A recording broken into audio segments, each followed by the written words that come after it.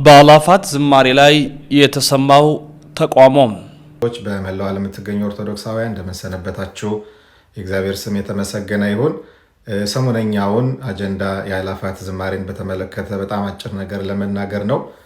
ጳጳሳቱ በአንድነት ወጡ።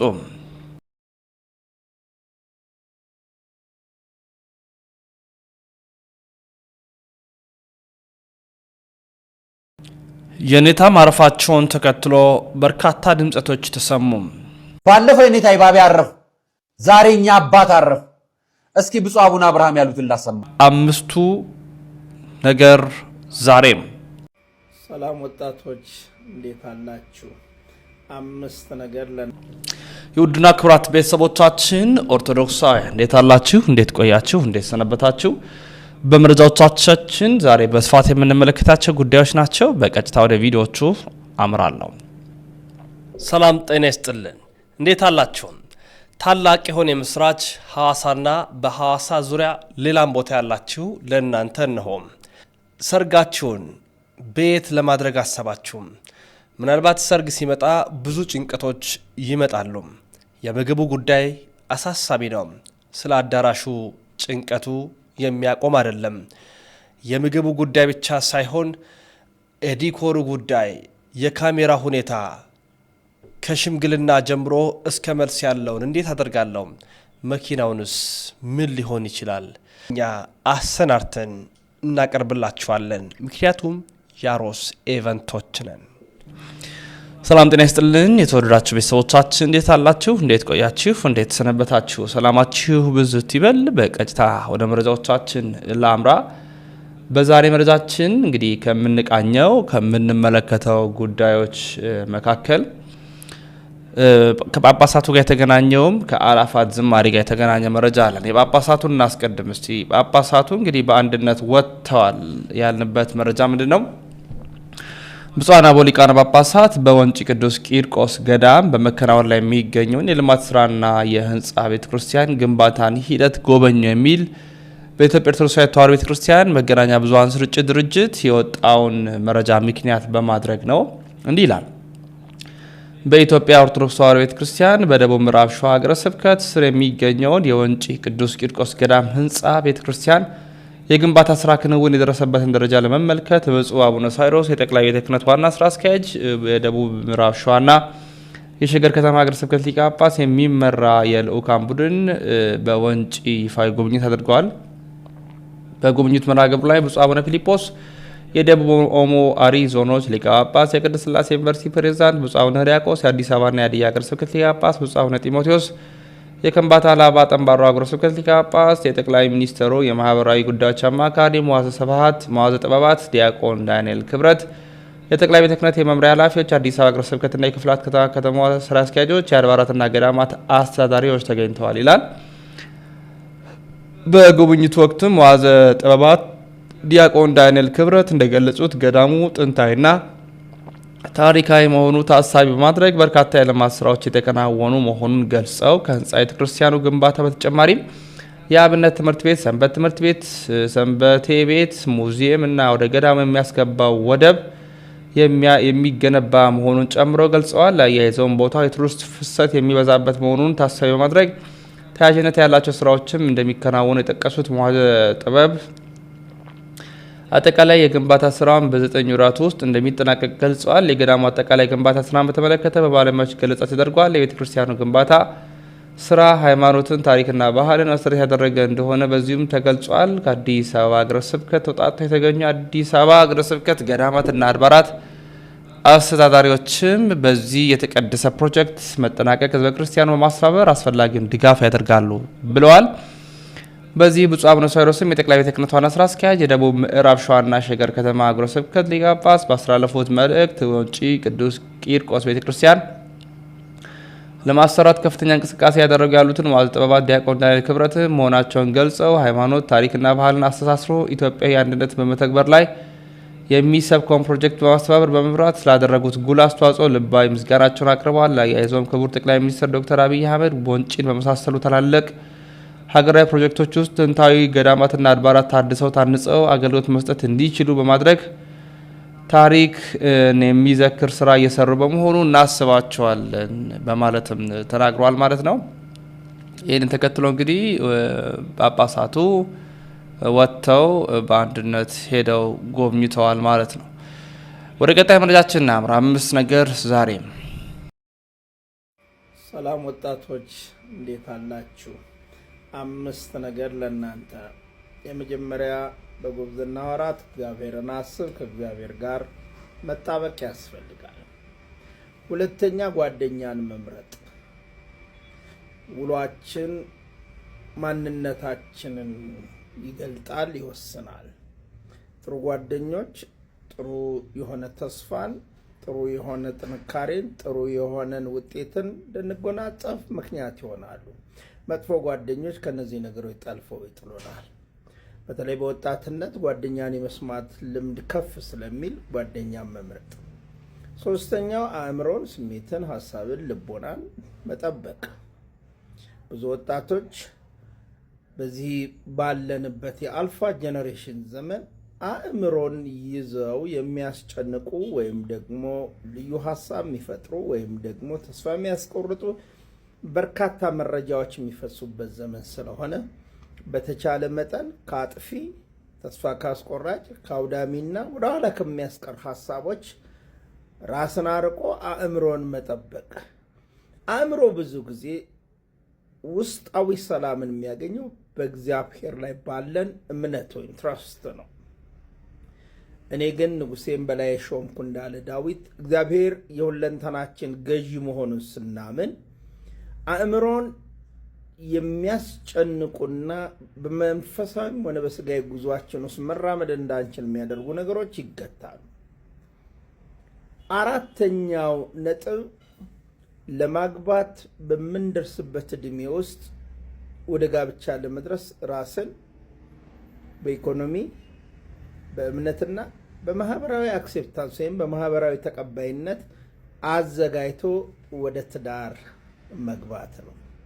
አምስተኛው የወላጅን በረከት ለማግኘት የወላጅ ውለታ ወጣቶች መዘንጋት የለባችሁም። የኔና የናንተ አባቶች የኔና የናንተን እድል ሳያገኙ እኛን እዚህ አድርሰውናል።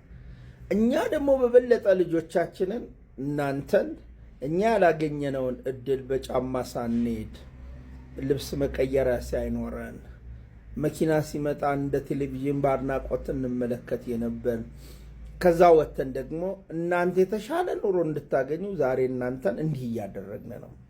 የወላጅን ውለታ ማሰብ እድሜያችን በምድር ላይ እንዲረዝም እንዲባረክ ያደርገናል። እሱ ነገር ዛሬም በሚል ነው እንግዲህ መምህራችን ያስተላለፉት። ደስ የሚያሰኝ መልእክት ነው። ከሰሞኑ አንድ አባት ማረፋቸው ይታወሳል። እስኪ ይህን ተከትሎ የተሰማውን መልእክት እናድምጥ። ባለፈው የኔታ ይባቤ አረፉ፣ ዛሬ እኛ አባት አረፉ። እስኪ ብፁዕ አቡነ አብርሃም ያሉትን ላሰማችሁ መጀመሪያ፣ ከዛ በኋላ ልንገራችሁ። ማን ይምከረን? ማን ይጸልይልን? ማን ያስተምረን? ማን ይገስጸን? ሁላችንም ከመስመር ወጥተናል። ትንሹና ትልቁ የማይለይበት ክርስትናችን የመጽደቅና የአፍ ብቻ የሆነበት አንዱ ለክርስትናው ቋሚ ተቆርቋሪ ሲመስል ሌላው ደግሞ ደካማ መስሎ የሚታይበት የከናፍረ ጉሉት ላይ ብቻ የተመሰረተ ጉዟችን ረዝሟል። ታዲያ መቼ ነው የምንባንነው? መቼ ነው የምናስበው? መቼ ነው እግዚአብሔር ሆይ ልብ ስጠን የምንለው? ወዴትስ ነው ጉዟችን? ወዴትስ ነው የምናመራው? ራሳችንን እንጠይቀው። ለምን ተጠሩ አይደለም የኛ ልቅሶ። ስለዚህ መከራ ስለበዛበት ዓለም፣ ፈተና ስለተደራረበባት ሀገራችን ኢትዮጵያ የሚጸልዩ አንጋፋ አባቶቻችንን በዘመናችን አጥተናል። እነዚህ አባቶቻችን ግን ቢገስጹ ያምርባቸዋል፣ ቢያስተምሩ ያምርባቸዋል፣ ቢመክሩ ያምርባቸዋል። ለኔ ለራሴ መካሪዎችም ስለነበሩ በጸሎትም የሚያስቡኝ ስለነበሩ እንድበረታ እግዚአብሔርን በተሰጠኝ ኃላፊነት ያለምንም እንከን እንዳገለግል ሁልጊዜ ራሴን ዝግጁ እንዳደርግ ይመክሩኝ፣ ያስተምሩኝ፣ ይገስጹኝ የነበሩ አባቶች በመሆናቸው እጅግ አዝናለሁ። የኖሩት ዕድሜ አንሷቸው አይደለም፣ ልብ አድርጉ። የኖሩት ዕድሜ ብዙ ነው። በተለይ እኒህ ባሕታዊ ብዙ ዘመን ኑረዋል። ወደ 115 ዓመታቸው ነው። ይህ ዕድሜ በዘመናችን ትልቅ ዕድሜ ነው። የበዛ የተትረፈረፈ ዕድሜ ነው። ዛሬ ላይ ወጣቷ እንደ ቅጠል የሚረግፉበት ዘመን ላይ መቶ ገሌ ተብሎ የሚጠራው ትልቅ ዘመን ነው። ብፁዕ አቡነ አብርሃምን ያስለቀሳቸው የእኚህ ባህታዊ ማረፍ ነው። እኚህ አባት ታላቅ አባት ናቸው። በአባይ በረሃ ውስጥ ለረጅም ዓመታት ቆመው ሲጸልዩ፣ ሲሰግዱ ሕይወታቸውን ዘመናቸውን ያሳለፉ አባት ናቸው። አራት አይናው የኔታ ይባቤም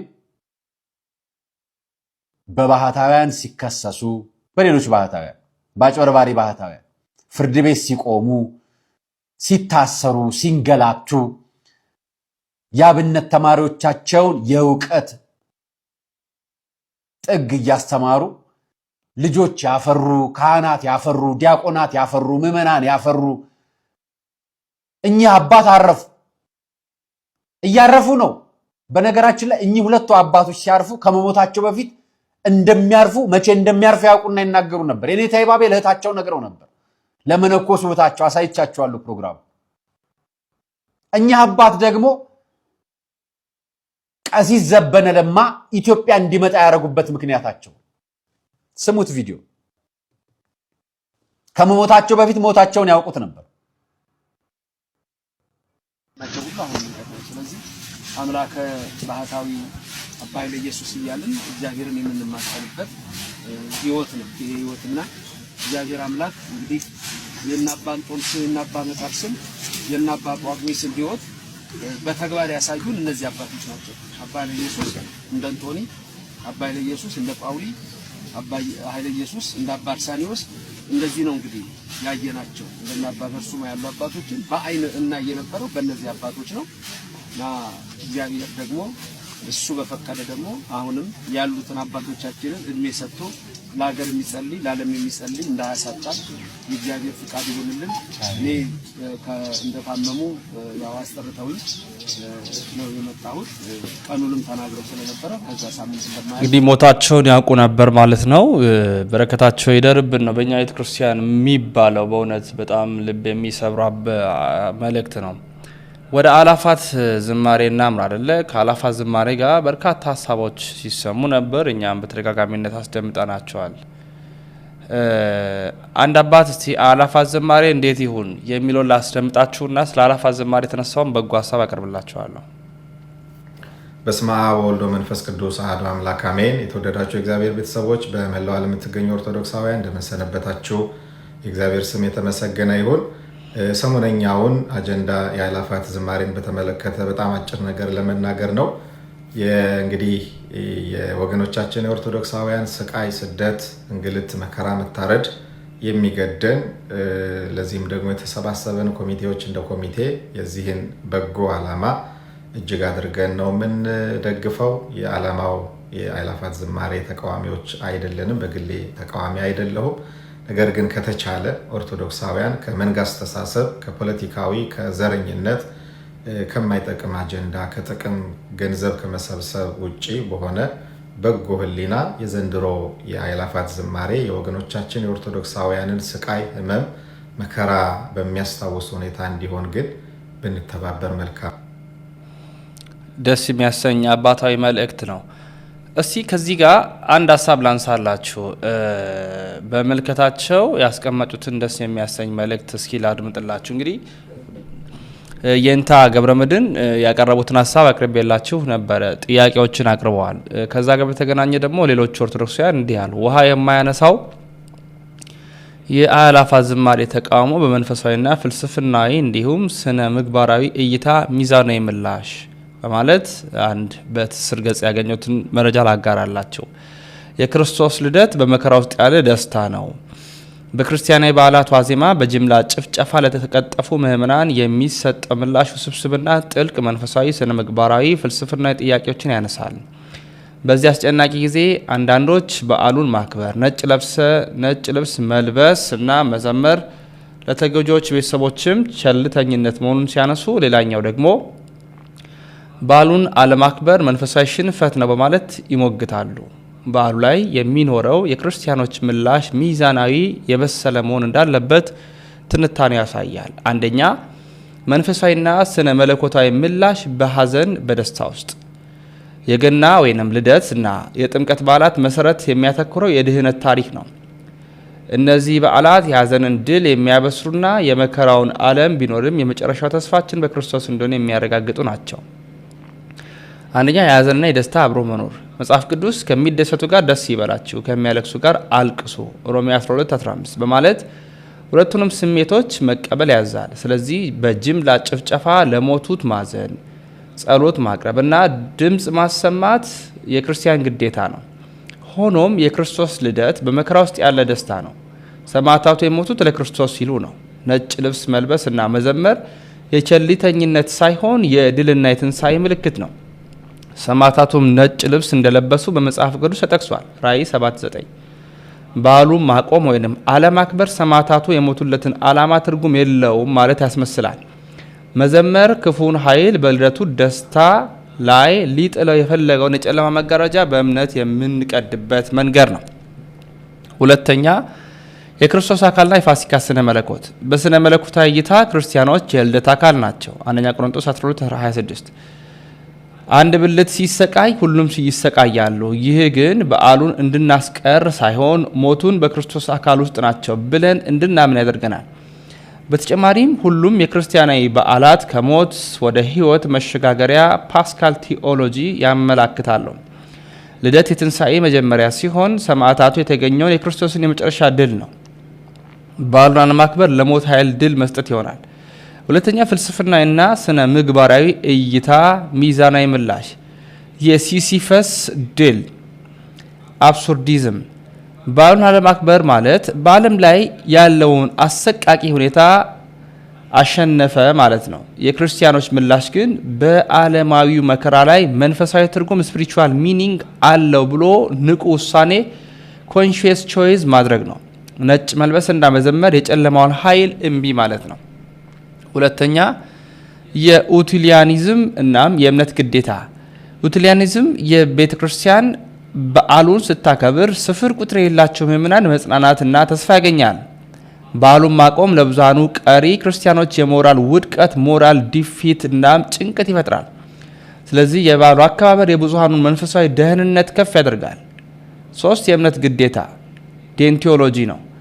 የክርስቶስ ልደት ማክበር ከዓለማዊ ትእዛዝ የመነጨ መንፈሳዊ ግዴታ ነው። ይህ ግዴታ መወጣት የሰውን ስሜት የሚሻገር ነው። ነገር ግን ለተጎጆች መጸለይና መደገፍ ደግሞ የፍቅር ግዴታ ሞራል ዲዩቲ ኦፍ ላቭ እንደ ኮምፓሽን ነው። የስነ ምግባር ምላሹ ሁሉንም ማሟላት ነው።